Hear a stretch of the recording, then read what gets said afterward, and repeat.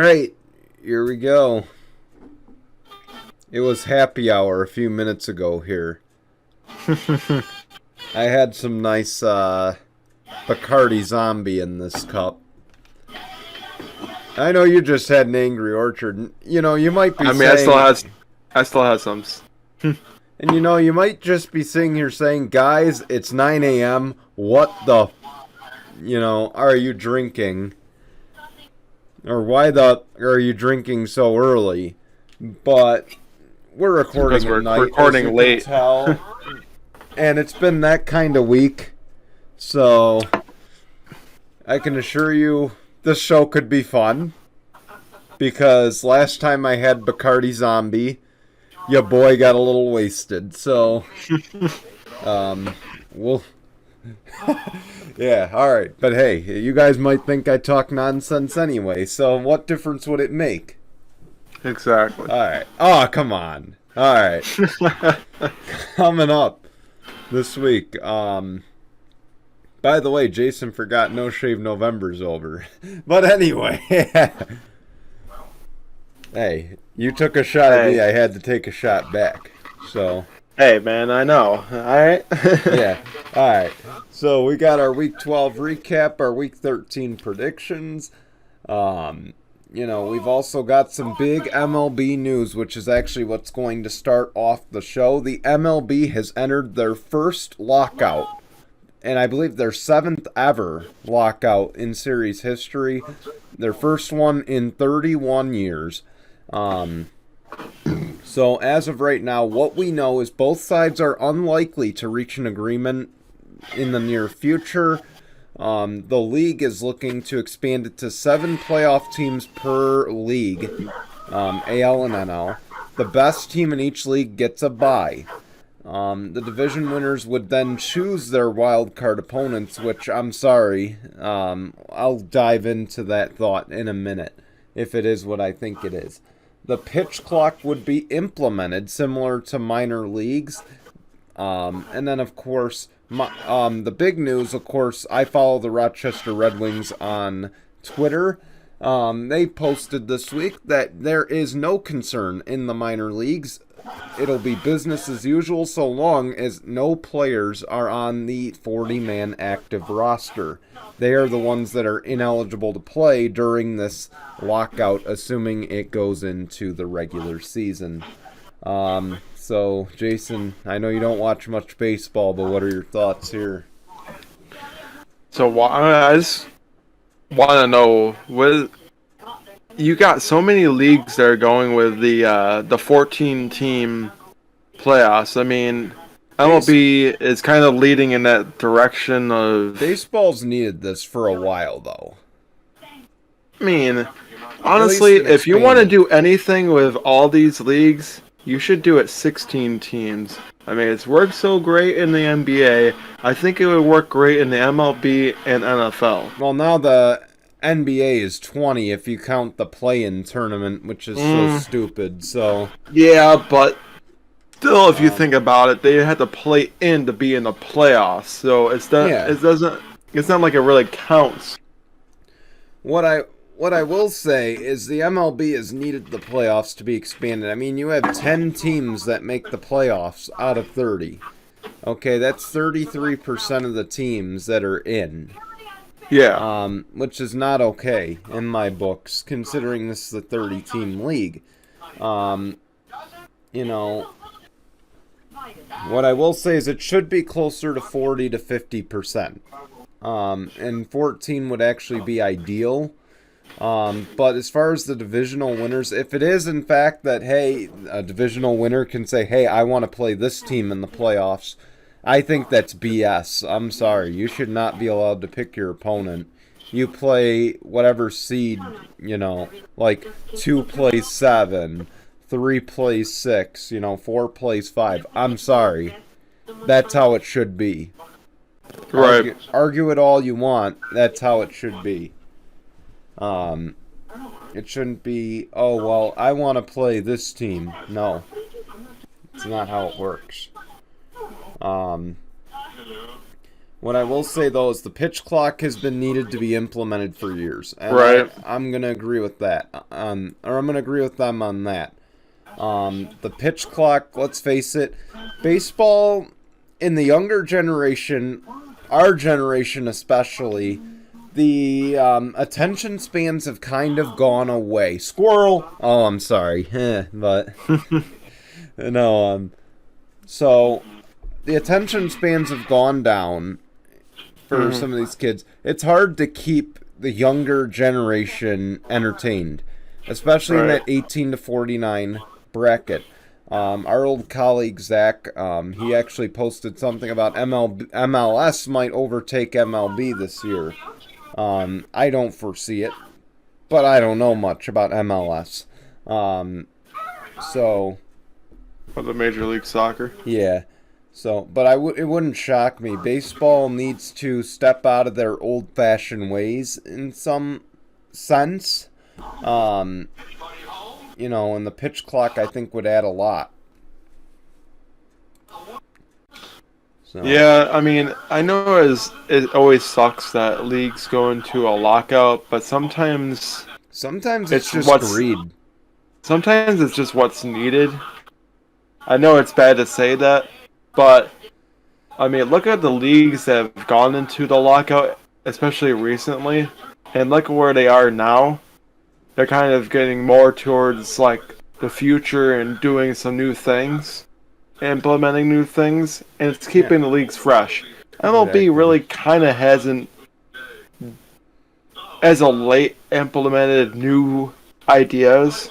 I mean, they have. It wasn't drastic. It wasn't big enough to make an impact. But now I feel like with what they're kind of trying to push towards, it's kind of going to make more of a big impact and something that kind of needs to be needed into the MLB. I mean, like the pitch clock, trust me, it has worked wonders in the minor leagues. Yeah. It's sped up the game. It's something that needs to be done in the major leagues.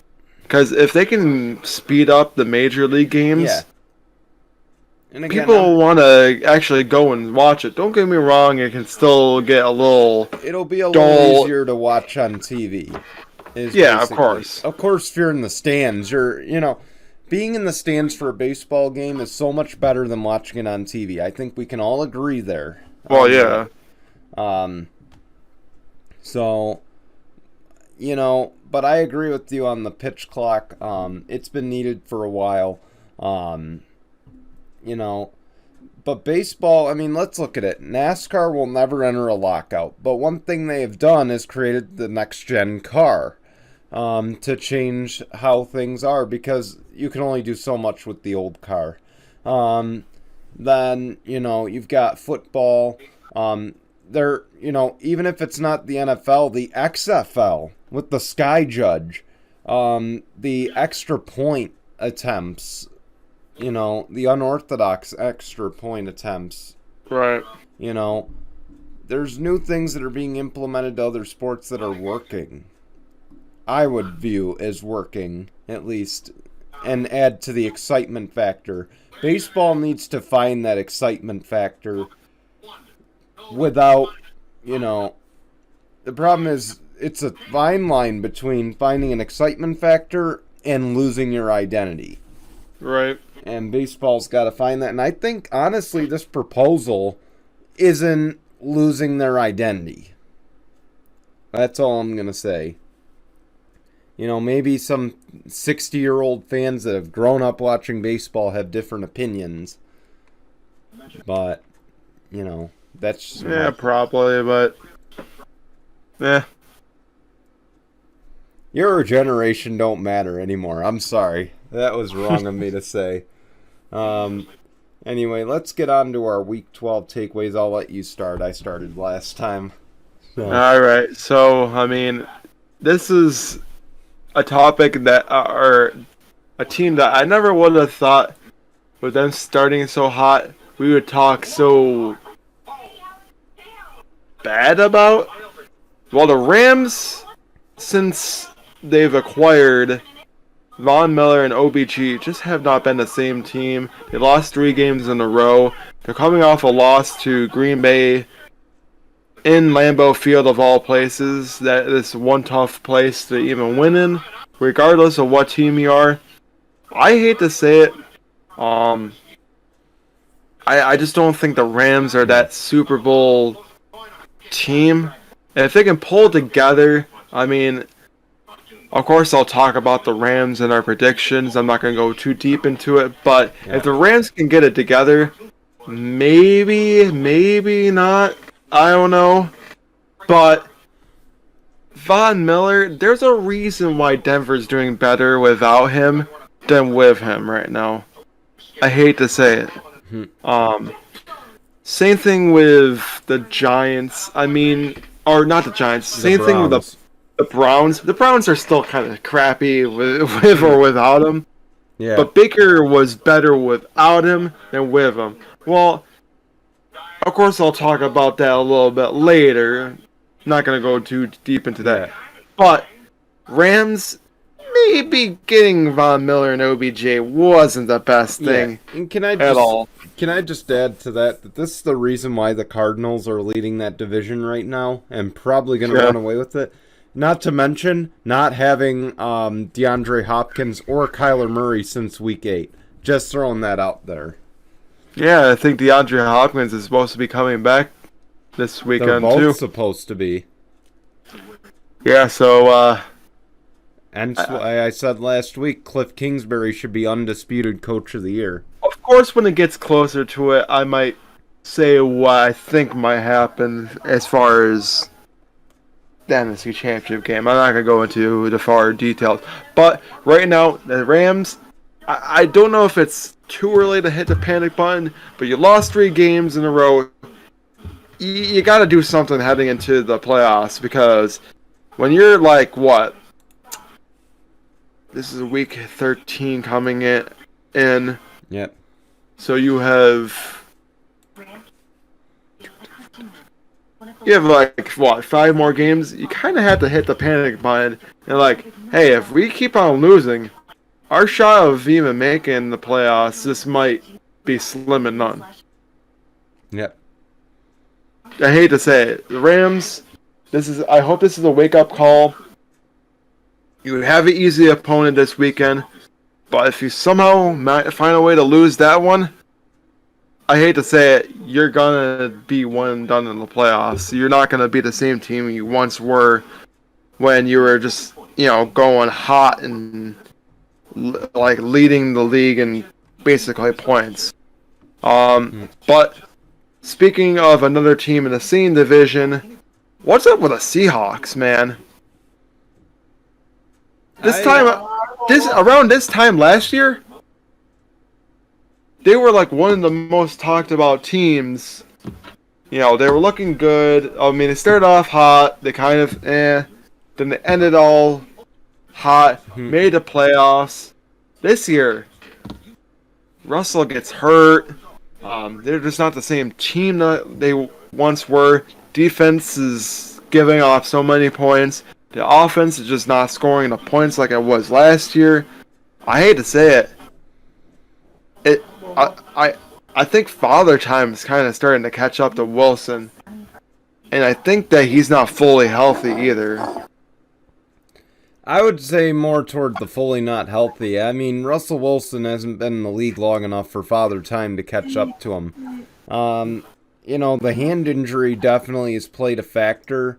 Right. But can I actually change the gears and say that maybe Pete Carroll might be the issue here? He kind of has been 70-something years old, and he's still... And what really has been the benefactor of why he hasn't gotten fired yet is because he always still finds a way to get the team rolling. I hate to say it, this year, it's just not working in his favor. He's in a... not many people are going to peg him on the hot seat, but should he be? Because look at how competitive that division is with younger coaches. I know. I know. All 3 of the other coaches in that division, I believe, are under 45. if I'm not mistaken there. Yeah, honestly, I think it's time for Seattle to try to find somebody that's a little bit younger. Understands the game of today than the game of yesterday, Yeah. But if they can get somebody that's probably like an offensive-minded, younger coach, somebody like a Mike LaFleur or something like that, Yeah. or Matt or Mike LaFleur, something like that, I think that might be beneficial in their part. Of course, there'll definitely be some guys out there. I think he's definitely going to be on the hot seat after this year. I think there's going to be a lot of coaches that are going to be on the hot seat. And there's going to be a lot of teams this offseason that are going to be looking for one. Should I point out that the average head coach in the NFC West, I actually looked it up. The average age of any NFC West head coaches, not including Pete Carroll, 39.3. So 39 years old. The average. That sounds about right. Yep. So maybe it's time for Seattle to get new blood over there.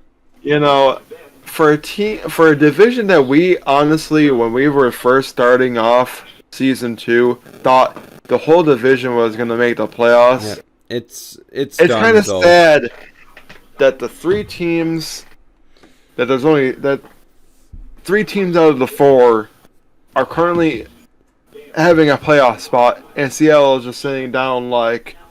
Seattle looks like the Jets. Yeah, I know.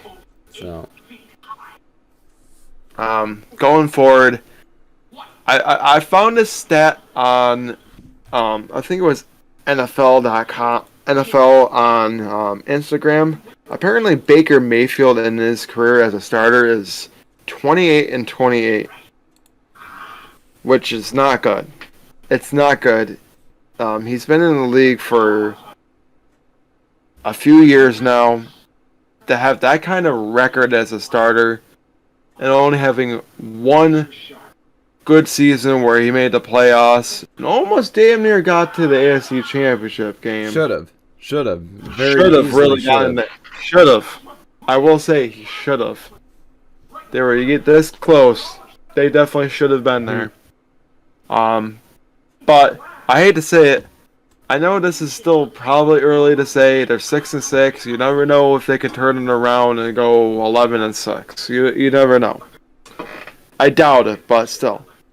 I think it might be time for the Browns to move on from Baker Mayfield after this season, because apparently he's just not getting it done for them. Would you believe it that I'd be probably the only man in America to defend Baker Mayfield right about now? Now here's the thing, obviously he's a damn sober Johnny Manziel. Okay? Right. You can say what you want about it. But look, okay, let's go back at the last, 30-something quarterbacks in the last 20 years that started for the Browns. Name one of them that led a playoff charge. Oh wait, you can't name one, can you? I don't think anybody listening or on this show right now can name one that led a playoff Well, the run. last one would be probably, Couch in 2002? Yeah. Okay, so Couch in 2002. Okay, but other than that, can you name one out of those 23 that have led one? Other than Baker Mayfield. No, Okay. Baker is the only one. Why are you turning on him? Okay, that's the thing. Okay, it was very clear OBJ was the problem. It's just clear that they are in a tough schedule this year. Okay, they are reaping the benefits of a tough schedule. They do have to stock up at wide receiver because Landry is pretty much their only guy right now. I mean, Peoples-Jones is okay, but look at the rest of their receiver core. Look at the fact that their running backs have been hurt all year. For the most part, okay. Oh, yeah. I mean, Nick Chubb has been either on the COVID list or injured most of the year. Kareem Hunt hasn't been seen since, I believe, week 3. So, why are we writing off Baker already, okay? And not to mention, Baker has dealt with his own injuries. Okay, No. this is just like the Saints. They are the Saints of the AFC right now. Okay, they are a banged up roster. Let's stop blaming this on Baker. That's all I'm gonna say. I don't know. I just think that, for somebody that had such high praise coming out of Oklahoma, getting drafted so high, especially number 1 overall to the Cleveland Browns. I just think that there's so much more that you should do as a former first-round pick, especially in heading into your third or fourth year. I just think that there's more that you should be doing as a starter. Like, you should not, Cleveland is way too good of a team to be 6-6. Right? Yeah, but again, clearly last year they proved it. Being the way that they were, and barely, and I'll say it, barely almost won the division. Of course, it was Pittsburgh that won the division. But barely almost won the division last year. So they're just. I guess just look at it this way: there should be no excuses for this year. I get it; it's a harder schedule. I mean, let's face it. Okay, I'm looking at some of their losses now. The Chiefs, again, a game they should have won, so I will give you that credit. They lost to the Chargers in an offensive shootout. They got annihilated by the Cardinals. Again, probably the NFC favorite at this point. Steelers, that's divisional. You can't really fault that. The Patriots are a whole new team compared to 5 weeks ago. Okay.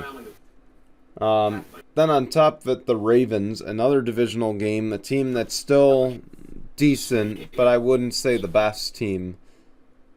No. Boy, they got back-to-back against the Ravens. That's brutal. But, obviously, I'm not going to say that. Here's the thing. There are 53 men on a roster, and there's people that need to accept blame, not just Baker Mayfield. That's all I'm going to say. I mean, I guess you could, sort of put blame on maybe the coach, too, because I'm pretty sure Kevin Stefanski is also the one that's running the offense. Yeah. So, I mean, I guess he can kind of be the one to blame because he's not putting together good enough game plans every single week. I wouldn't say he needs to be on the hot seat, but what I would say is he needs to kind of go back to the drawing board, I guess. I think so. Of course, this is the second season, so he's not exactly going to be on the hot seat. First season took him to the playoffs. Second season, kind of not totally out of the playoff race. Again, if they can somehow turn it around and win out, I mean, 11-6 might be good enough to get them at least a spot in the playoff. Yeah. We don't know. It may not. Yeah. But you look at it, you more so have to blame. I don't know if it's Baker Mayfield. I would put the blame more so on Stefanski. You're running the offense. If your team just can't execute, every single game, then what's gonna happen into next year? You gotta go, like you said, go back to the drawing board. Say, hey, we might need some receivers. All right, this offseason, go after some receivers. Can't get them in the offseason? Or get them in free agency? Try to draft. Yep. I mean, I don't know if there's any top receivers this draft. I mean, I'm not big into college football, so I'm not too sure who's the top guys out there. I wouldn't say it's a better... This past season, or this past off season in the draft was probably one of the better ones receiver wise. Yeah. I just don't know why Cleveland couldn't have gone after a receiver then and there. They could have had any of the top receivers. Definitely would have bolstered up their offense. So, I mean, I guess you can kind of put the blame on the GM for not drafting very well either. Yeah. So, I mean, I guess you look at it. I'm going to end this off. There are just way too many people to blame for why they're 6-6. There's too many people to blame for why Baker Mayfield has had the kind of way he has been as a starter, 28-28. All right, I'll take it away. Yeah. Take it to your takeaways. All right. Taysom Hill, not a quarterback. That's how I'm going to start it off here. He's not a quarterback. However, if we had to make the choice between Taysom Hill and Trevor Simeon, am I the only guy on the planet that would take Taysom Hill at this point? Well, he's definitely a better passer than Trevor Simeon is. He can actually throw the ball down the field. He's more of a dangerous passer than Trevor Simeon, which is good risk, but it's high risk, high reward, I guess. But can I just point out one thing that I don't like that Taysom Hill does?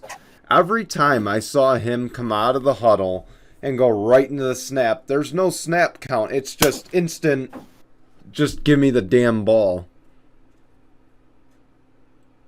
Okay, I don't like that at all. You saw Dak Prescott actually working to try to read the defense. Like, Taysom Hill left himself open to just get absolutely pummeled. He's just lucky he's quick enough to escape it. Yeah, but also throwing, 4 picks to that Dallas defense? Again, because he took no time to read the defense. He just decided, okay, we're in the huddle. Hike! Oh, I bet you Saints fans are probably wishing, Drew, could you just please come back? Or even Phillip Rivers at this point. I'm shocked that they haven't even tried to make the effort. I'm glad they we haven't. said it. We said it on this show before. He was willing to get picked up by any quarterback needy team. Well, I hate to say it, there was definitely a lot of quarterback needy teams out there, but he didn't get the call. Can you say that they're tanking for Pickett at this point from Pittsburgh? I think so. Who knows? But they're not going to get him. Anyway, the Chargers suffered their... actually, I'm going to reword this. I don't think it's appropriate for the show. They suffered their yearly loss to Denver. How's about that? Because the way I had it typed, I don't know if it was questionable, and I do apologize.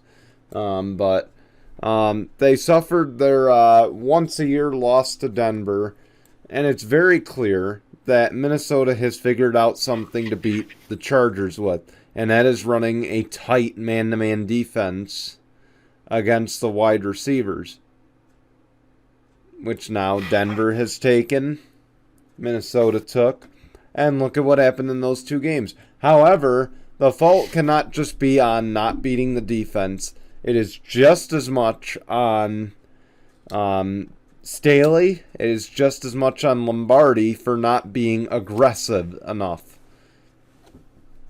Okay, I'm sorry. Wait, correction. They were aggressive with the 2-point conversion. They had no business going for 2 on that touchdown at the end to make it 13-28. No business. Okay.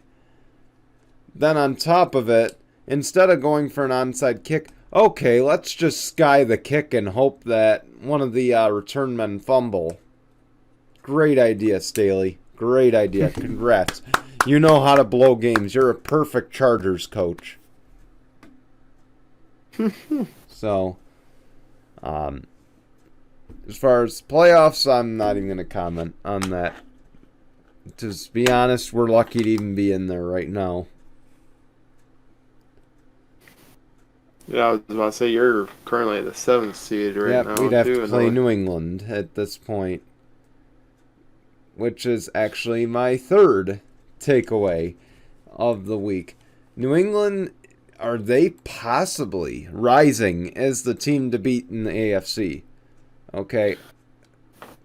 Because, let's face it, and I think this is the true test now. If they beat Buffalo on Monday night, we may have to put them as the favorite. Yeah, I mean, of course, I would be totally, probably,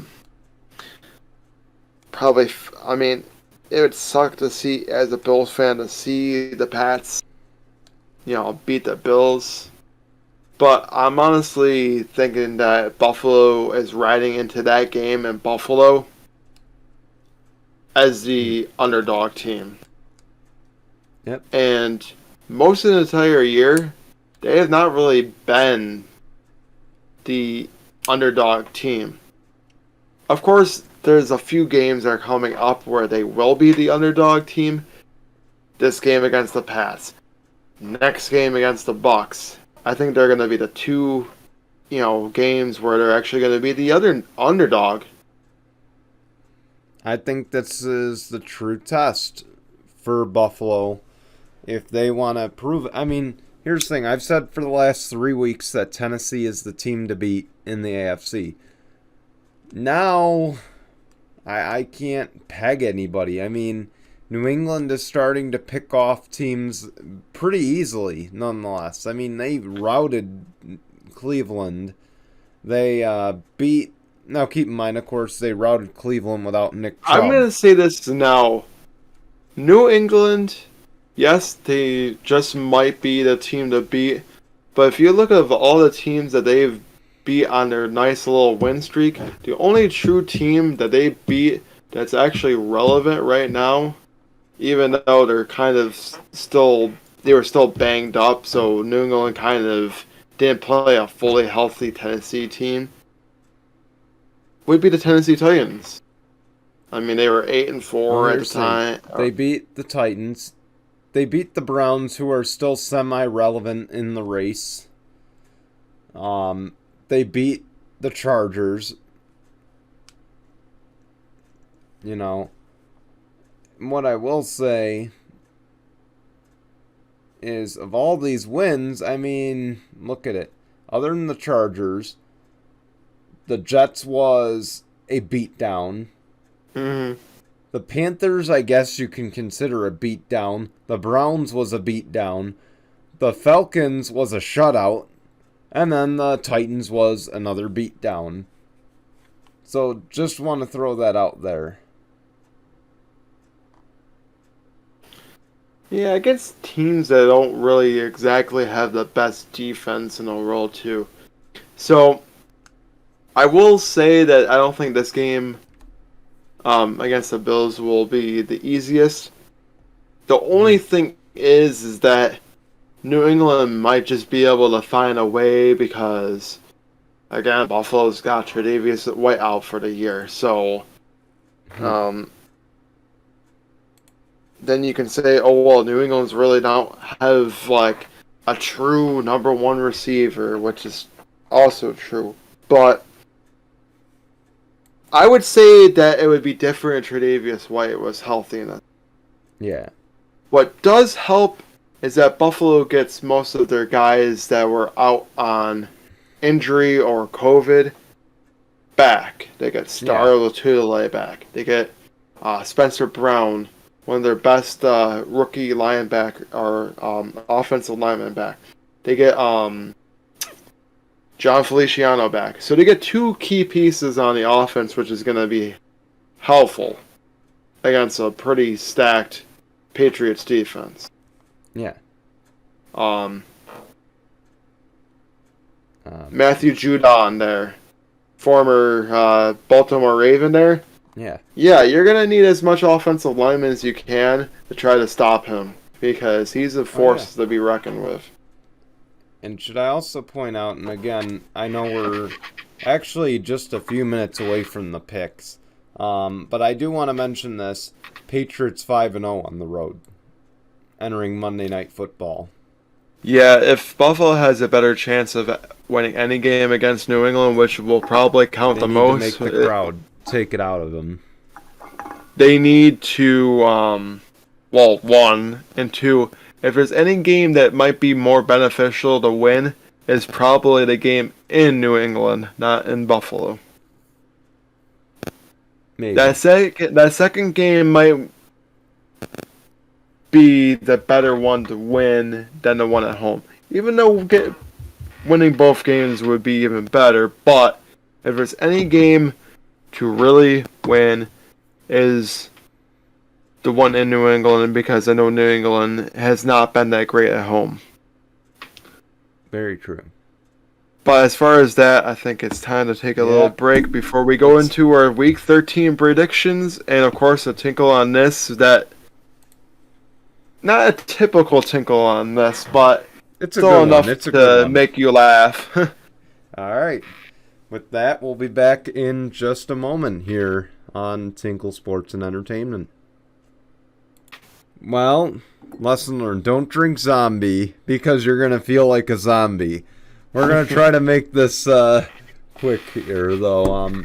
First game on the docket, Bucks and Falcons. Do we even have to decide on this one? I think we both know what direction we're going, but it is Tampa Bay at 10.5. Only 10.5? I think it's going to be more. I think the Buccaneers are going to... Pretty sure. Didn't they just blow them out a few weeks ago? Yeah. I was about to say... Buccaneers are going to, put another onslaught on Atlanta here. Yeah. Agreed. So we can move on here. Cardinals and Bears, two teams that I believe battled it out for the wild card last year, and the Bears ultimately came out with it. Arizona is 7.5, and Andy Dalton is starting once again. I'm going to take the Cardinals, and I don't care who the hell they have. Andy Dalton, Big Dick Nick. Maybe Big Dick Nick would win that game. Justin Fields. Fuck no, him. I was more so talking about, I don't good. care who the hell the Cardinals have playing. And should I also point out, the Cardinals 6-0 on the road, they're going to 7-0. They're going to win. Chargers, Bengals, Cincinnati, a 3-point favorite. Yeah, I hate to go against the Chargers, but they're just not the same team that they were a year ago. I'm going to go with the Bengals. The Bengals just have found a rhythm with this year, so going the Bengals. Here's the thing. Especially at home. Yeah, here's the thing. This is setting up to be a great rivalry between Joe Burrow, Justin Herbert, because I believe, if I'm not mistaken, they were the two top quarterbacks in that draft. Yeah. So, with that, what I will say is Joe Burrow came very close. Came very close last year in week number 1 of taking down the Chargers before Tyrod won the game, if I'm not mistaken. I believe that's what happened. So I think this time Joe Burrow gets the better of my team, and unfortunately I won't be able to watch the game. I will be actually coaching this weekend in a basketball game. So, yeah, glad to be back on the sidelines. I'll talk about that probably at the end of the show. Chargers will lose to the Bengals. Lions, Vikings, Minnesota 7.5. I think we know what direction we're going here. Yeah, there's a reason why Kirk Cousins has thrown 23 touchdowns and only 3 picks. Well, he's going to showcase it in this game. I'm going to Vikings over the Lions. Yep, I'm going Vikings here. Giants and Dolphins. Mike Glennon is going to start for the Giants. Daniel Jones ruled out later today. Miami, a 6-point favorite. I'm going with the Dolphins only because of the momentum that's on their side. Yeah, I'm going to go Dolphins. I think at the end of the day, the Dolphins are really starting to catch steam in the last few weeks. They really have started to kind of gain some traction. It might be enough to get to 8-9 or 9-8. And to be honest, it might just be enough to save Flores' ass from being fired. Yeah, probably. So, Dolphins are going to win. Eagles, Jets. The Eagles are another team that's been kind of coming along in the last few weeks. Mm-hmm. Philadelphia, 7-point favorite. Can I also just add, before you make your pick, that the Eagles are the team leading in average rush yards per game, and not once this year have they had a 100-yard rusher. Okay, what does that say about the rest of the NFL? It means they need to step their crap up. Yep. So, again, Eagles 7-point favorites in the Meadowlands. Well, I'm going to make this prediction. I think this is a game where they actually have a 100-yard rusher. Jalen Hurts. Wouldn't shock me. I'm going to Eagles over the Jets. I just point out, no matter how bad the Eagles look, Jalen Hurts has proven this year that he is probably the future of this team. Okay, he's had a hell of a year. And frankly, if this team was with a winning record, say like the Cowboys right now, Right. I think that Jalen Hurts would be in the MVP discussion. Yeah, probably. I'm telling you, give it a year or two, he'll be in that discussion. But the Eagles are going to win this game. They're going to go to 5-3 on the road. We're speaking of a lot of teams lately that have gained some traction. How about the Colts against the Texans? Indy, a 10-point favorite. Yeah, it kind of just sucks that Colts were just in a crappy situation going up against the Bucks.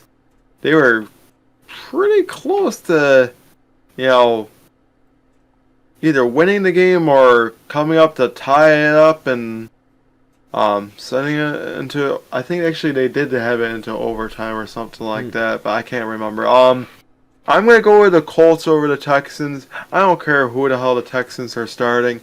Colts are just way too good. There's just no stopping Jonathan Taylor. Jonathan Taylor, I think, is going to have, and I mean, going to have a career day against the Texans. I think he'll be AFC Offensive Player of the Week. That much I will say. By far. Colts by a mile. Carson Wentz is also going to put a dent in this game. Because keep in mind, Carson Wentz has been getting progressively better over the last few weeks. That's another thing that should be noted. Yeah, he's actually showcasing that he's actually can be doing well under Frank Wright's system. So yeah. So we're on to the 4:05 games. Another team catching fire. I'm like DJ Khaled right now. Another one. Well, here's another one. The Washington football team versus the Las Vegas Raiders. The Vegas Raiders, a 1-point favorite. Honestly, I'm going to go with the upset. I'm going to go with the Washington football team over the Raiders in Las Vegas. I'm going to go with the football team as well. I think Taylor Heineke is starting to figure it out. Again, now that Logan Thomas is back, another weapon in the offense. Not as much pressure on McLaurin to make the plays.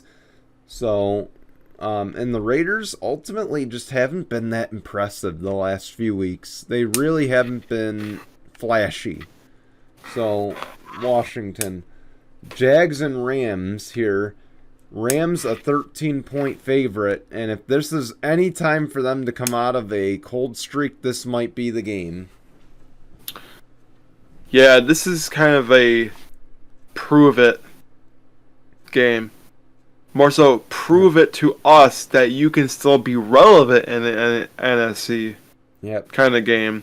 So, I'm going to go to the Rams, but if they lose this game, you're gonna have to hit the panic button. Yep. They lose. You go to 7-5. You don't even know if you're gonna make the playoffs. Because if you keep on losing games, you're gonna be possibly 7-8. Oh, actually 7-10. Yeah. There's a possibility they could go 7-10 the rest of the year. I don't think that's gonna happen. Oh, definitely not. But again. Yeah. Going Rams over Jags. I'm going to say, honestly, the Rams, but I'm telling you, 13 points, I don't think it's going to be that. I think it's within 7 to 10. You know, again, this is a prove-it game. And here's the thing. You said sound the alarm. I'm saying forget the alarm. We're going to state of emergency if they lose to the Jags on Sunday, okay? Right. We've bypassed that point. It is state of emergency at that point.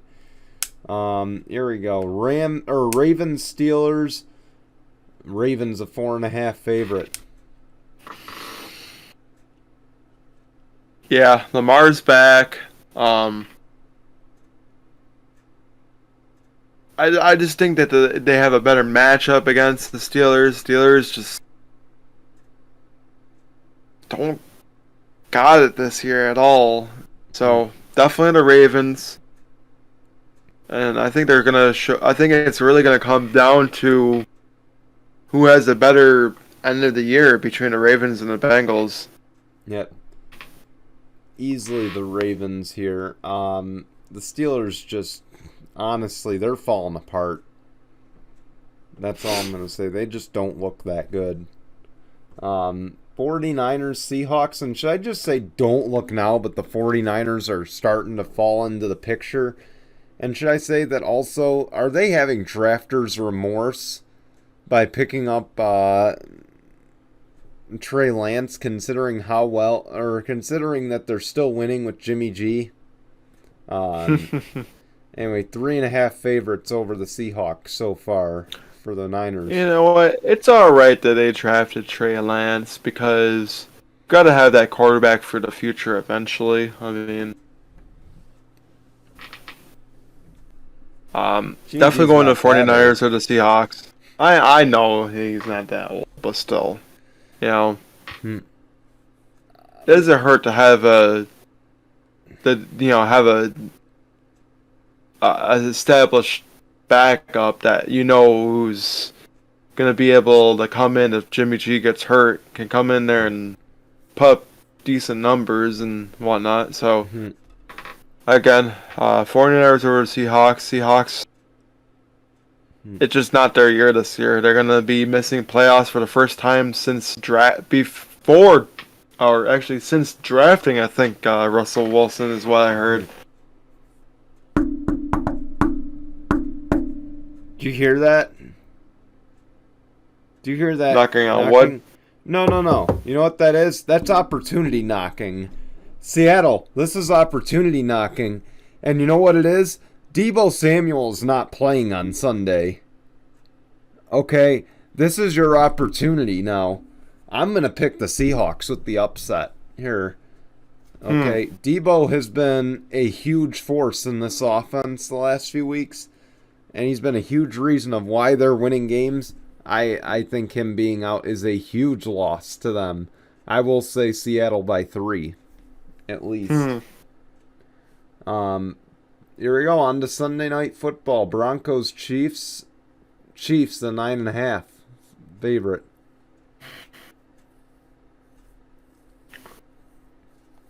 Yeah. I'm going with the Chiefs. Yeah. They just hit the resurgence button as of late. So... I mean, Surtain is going to be a force to be reckoned with on that defense for the Broncos. He has been. He proved it last game against Herbert. It'll be close, but I think the Chiefs eke this one out. Anyway, we're on to the Patriots and the Bills now. Patriots 5-0 on the road, as I mentioned, and Buffalo a 2.5 favorite.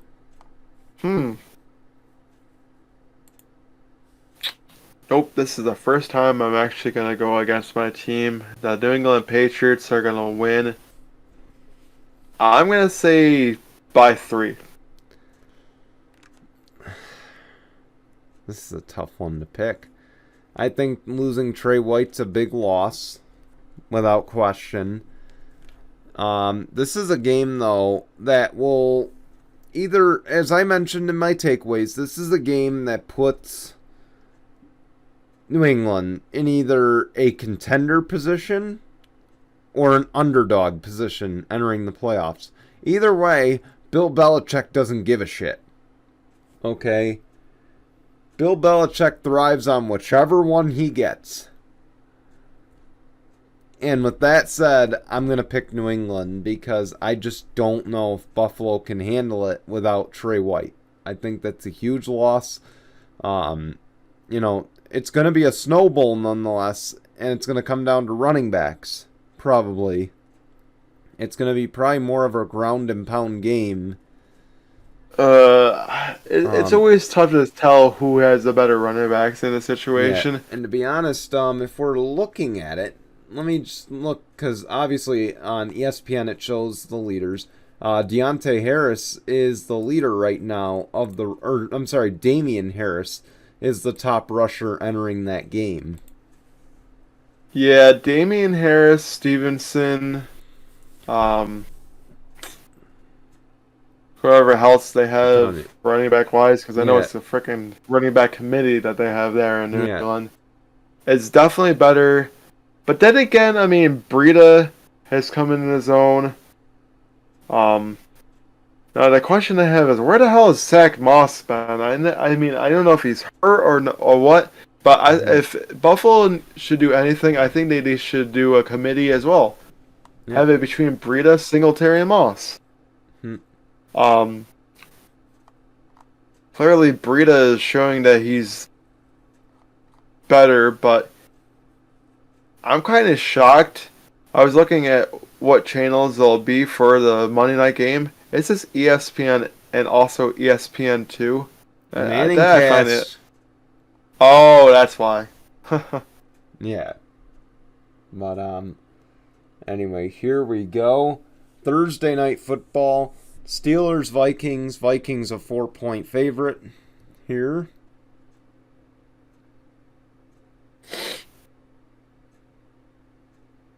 Yeah. I think the Vikings are definitely going to win twice in a row. Yeah. 2 times in a row. Could this be the first time that Mike Tomlin has a losing record in Pittsburgh? I think so, because I'm picking the Vikings as well. But again, be wary because Kirk Cousins is not good on the big stage. Okay, so that's our Week 13 predictions, our Week 14 Thursday night predictions. On to Tinkle on this. The New Jersey Devils and the Nashville Predators, like many teams this week, have released their stadium jerseys for the Stadium Series later this year. And needless to say, I would say based on what I have a coworker who is a New Jersey Devils fan, which has actually inspired this week. Needless to say, not the best designs we've ever seen. Now go look it up. Just look up the Stadium Series jerseys. New Jersey's Devils have just Jersey across the center. And then Nashville has put Smashville on theirs. And I've seen a lot of heat for the Nashville one. Can I just say that in the jersey wars, it's very apparent that Nike has won by a mile. Nike just designed such a better jersey for teams. I mean, they have. I mean, the Miami Vice jerseys, let's go there. The NBA City jerseys were really a win. I mean, the only one that was really a flop was some of those MLB, MLB City jerseys. That might be their real flop. But other than that, they've been almost perfect. The color rush in the NFL was fantastic. Minus the fact that the Bills looked like the New England Patriots red jerseys, which to me, other than the Chargers jersey, is my favorite of all time. I don't know. I just love the New England red. No, I do. Honestly, the Buffalo red looks nice. Honestly, I wouldn't be shocked if they wear a Monday Night Football against New England. That'd be cool, honestly. I wanted to go to that game. I couldn't afford to, and I don't want to sit in the snow. I know. I sit in a cool. I sit in a cooler for 8 hours a day. I don't want to sit in cold. But anyway, back on topic though. New Jersey Devils, Nashville Predators. Tinkle on this. Get New Jerseys, damn it. Yeah, please. Yeah, please. Either delete those jerseys or get new ones. Preferably. I mean, I'm pretty sure that they would have some say in the design of the actual jersey itself. And I'm sure you mean they to do. tell me that's literally the best design you could think of? Exactly. I don't get it. But anyway, that brings us to the end here. I want to thank you guys for watching.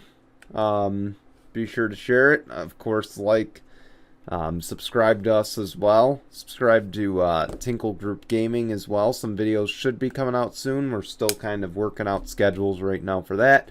Of course, I mentioned at the beginning of the show, this is going to be my first game back on the sidelines today at 1 o'clock. I would just like to take a moment and thank, of course, all the doctors and nurses who have been tirelessly working through this entire pandemic. Not to mention those, sorry, I have to go here, to those who have developed the vaccine, to those who have developed the guidelines to help us get back to playing youth sports. So, again, thank you so much for being able to let me do what I love to do.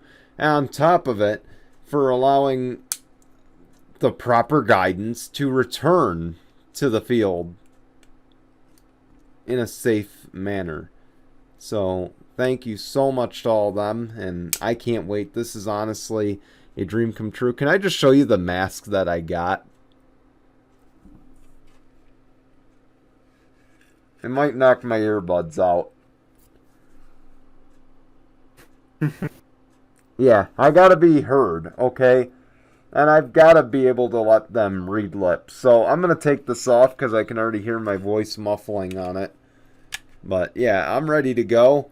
Got my handy dandy clipboard nice and cleaned. Of course, if you remember our shows back in March during March Madness, had this nice thing ready to go. Oh man, and you might be on the sidelines with me too very soon, so.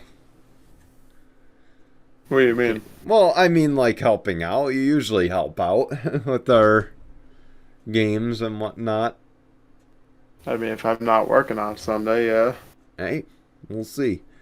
Maybe not this game, but I mean down the road, obviously. Right. But Probably. yeah. So, just wanted to throw that out there. Thank you guys so much for watching. We will be back next Sunday. Hopefully the MLB will be out of its lockout. I doubt it, but hopefully that. And then, of course, hopefully we'll have some good games to discuss entering next week. Until then, guys, goodbye, everyone.